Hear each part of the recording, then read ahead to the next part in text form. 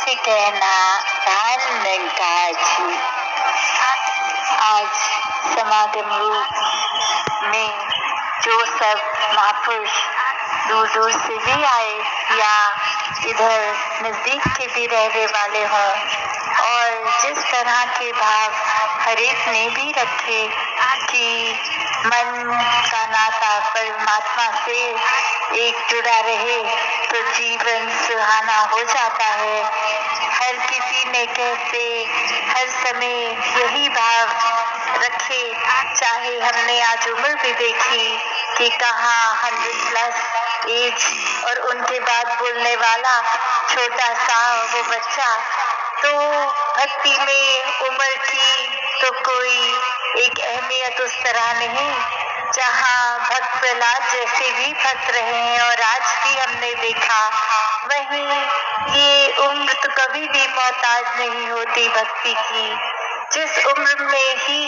इस परमात्मा के आप एक ध्यान लग जाए, एक समझ आ जाए, एक पहचान हो जाए, वहीं से उम्र शुरू होती है। तो वो जीवन की जो भी उम्र हो वो मुबारक बन जाती है। कैसे हर किसी ने हर समय यही भाव मन के रखने हैं कि जहाँ आज जिस तरह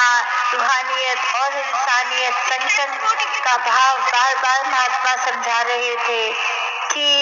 एक जीते जी जहाँ अपनी जिंदगी को इंसानियत से युक्त करना है, इंसान बनकर जीना है, उन गुणों से जीना है, और वहीं जीते जी ये परमात्मा को हर समय याद रखना है ताकि यही जीवन रूहान बनता जाए। कैसे आज हमने डॉक्यूमेंट्री में भी जो कल चाहे ये शुरू से लेके 25वें समागम तक की देखी, और आज दूसरे दिन ये 25 years to 50 years समागम के देखे, तो कैसे ये ऐतिहासिक रूप भी, चाहे एक छोटे स्केल अगर हम एक विजुअल बात करें तो पहले जहाँ संगतों का एक आना जाना छोटे मैदानों में ही भरपूर कर देता था उन मैदानों को, और आज ये विशाल मैदान भी ये उस तरह एक सफिशिएंट नहीं पड़ रहे। तो कैसे हर किसी ने एक वो इतिहास को यहाँ एक सिर्फ आंखों से ही नहीं, कानों से ही नहीं, एक जी कर देखा है कि कोई बुजुर्ग तो आज बयान भी दे रहे थे कि शुरू से अब तक का जो हर समागम उन्होंने देखा, या फिर छोटे बच्चे, तो कैसे हर कोई जहाँ इस समागम में वो मन के भाव रख रहा है कि एक इधर आते ही मन बहुत ही खुश है, संतों के दर्शन करके खुश है। कैसे एक डॉक्यूमेंट्री में भी आज हमने जो देखा कि ये संदेश तो युगों युगों से जो एक दिया गया कि एक सच्चाई के सामने रूबरू होकर हम अपने जीवन को जिए, वहीं वो बात कुर्बानियों की भी आई, वो बात आई कि कैसे ये मिशन को एक आज इस तरह जो रूप है, वहाँ ये कोई ओवरनाइट जर्नी नहीं थी। हर समय तब त्याग संतों का रहा है, गुरुओं का रहा है। कैसे वो अंधकार से प्रकाशमय जीवन के हर किसी ने जब भी अगर ये प्रकाश का हाथ थामा, ये एक सनफ्लावर की तरह जो सूर्य कहीं जिस दिशा पर जाए वहीं मुख करके गुरमुख बने, वो मुबारक बनते गए। तो कैसे एक कहानी के रूप में दासी एक बात रखना चाहेगी कि एक समय एक पहाड़ बहुत ही ऊंचा, और वहाँ एक व्यक्ति अपने गांव से देखता कि कुछ लोग प्रतिदिन लालटेन हाथ में पकड़ के वो पहाड़ चढ़ते, और वो व्यक्ति सोचता कि ये पहाड़ की हाइट तो बहुत ऊंची है, ये रास्ता बहुत ही किलोमीटर जाता है टेढ़ा मेढ़ा, फिर जाके वो चोटी पे पहुंचता है। तो इंसान दिखते हैं जाते हुए, वो तो एक बस लालटेन जिसका रोशनी शायद कुछ ही फीट तक ही दे पाएगा। तो बिल्कुल इतनी सी छोटी लाइट की रोशनी जो जहाँ फॉल करेगी एक हाथ से जमीन तक की, तो उससे इतना बड़ा रास्ता कैसे तय किया जाएगा। वो यही सोचता और चाहे उसका मन करता कि ये पहाड़ जो सामने ही बचपन से देख रहा हूँ वो एक यात्रा तय करी जाए, पर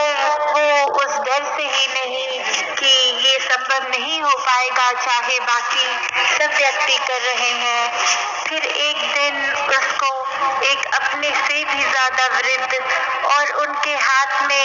एक बहुत ही छोटा लालटेन जो एक नॉर्मल दिखने वाला उससे भी कम रोशनी फेंकता। तो जब उन्होंने उस वृद्ध व्यक्ति को वापस आकर ये पूछा कि आपने ये यात्रा तय कर ली तो ये कैसे संभव कर पाए, तो वो व्यक्ति आगे वृद्ध समझाते हैं उस इंसान को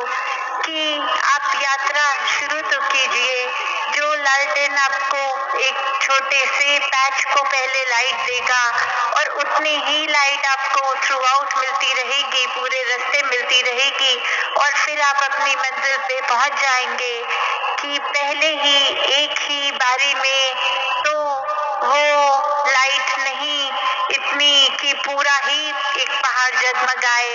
ये अंधकार और प्रकाश की बात कि अंधकार तो हमेशा प्रकाश से डरता ही है कि कब एक मेरा अस्तित्व खत्म हो जाएगा, जब उजाला हो जाएगा, जब लाइट आएगी तो एक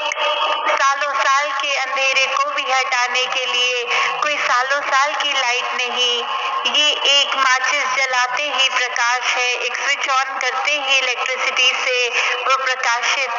तो अंधेरे का अस्तित्व तो बिल्कुल ही ये प्रकाश खत्म कर देता है। तो वही बात जहाँ मिशन में भी ऐतिहासिक रूप पे अगर कोई ऐसे सोच वाले जिन्होंने ये सच्चाई के लॉ को बुझाना चाहा, तो कैसे एक सच्चाई का काम तो है ही कि वो अस्तित्व है ही, जिस तरह दासी कल भी उदाहरण दे रही थी कि एक सूर्य के नीचे कोई इंसान अगर खड़ा है तो उसको हाइपोथेटिकली नहीं कोई व्यक्ति कह सकता कि मान लीजिए इस समय उजाला है, वो इंसान तो कहे हंसेगा और कहेगा इसमें मानने की क्या बात है, ये तो फैक्चुअली है ही, ये तो है सूरज है, इसमें विश्वास क्या करना। उसी प्रकार सत्य तो हमेशा है ही, तो फिर चाहे कोई जोर जोर से चिल्ला के बोले कि इस समय रात है या कहीं कुछ लिख कर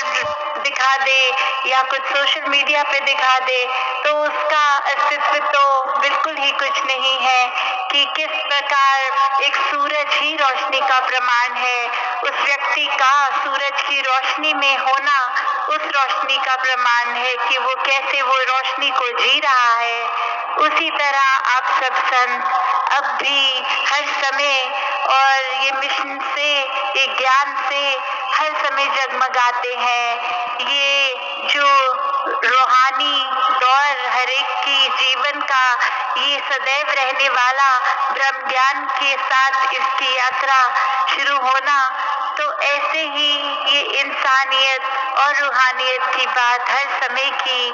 कि रूहानियत होकर इंसानियत अपने आप जीती जाती है, फिर एक वो स्वाभाविक बन जाता है, उसको फोर्सफुली नहीं कुछ समझाना पड़ता किसी को, सब अपने आप ही एक उस मार्ग पे स्वयं ही अपना एक मुख उज्ज्वला करके चलते जाते हैं। क्योंकि एक ये बात भी कि जैसे इस कहानी जो दासी ने थोड़ी देर पहले सुनाई, कैसे वो इंसान अगर लालटेन ना लेके जाता, अंधेरे में जाता, तो किसी की भी यात्रा संभव होनी नहीं थी, चाहे वो रात को अगर वो तय कर रहे होते। तो कैसे